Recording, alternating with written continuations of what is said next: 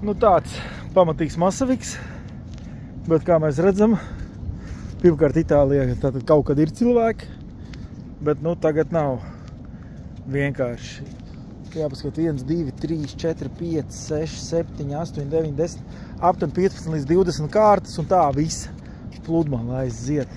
Sarkanais karogs turpinās. Šeit tātad ir vieta zem nojumes ar krēsliem, kur sēdēt, un 2 gultas. Un te sanāk širmīts, 2 gultas un 2 krēsli un kaut kāds galds.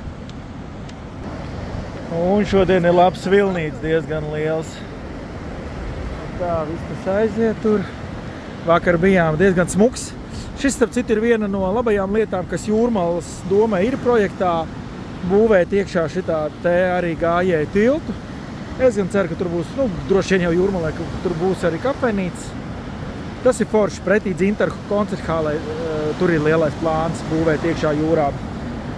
Tā ir atbalstām ideja, es domāju, ka dabas daudzveidība, lai ir citur Jūrmalā bišķi civilizācija. Nu un smiltiņas, kā mēs redzam, mums arī smukāks Jūrmalā.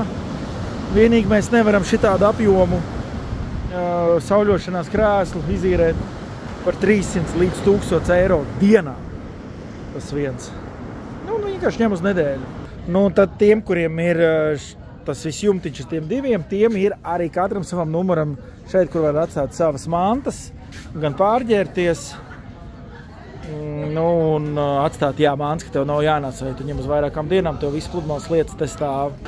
Cenas gan šeit, kur ir normāls. Lūdzu, lētāk nekā mums dubultos espresso. Nu, un uzzināja cenas. Tātad šitās te gultas sanāk 150 eiro dienā. Gultas ar šito ir 150 eiro dienā. Un tālāk tas, kas ir tikai širmītis, tas ir 100 eiro dienā.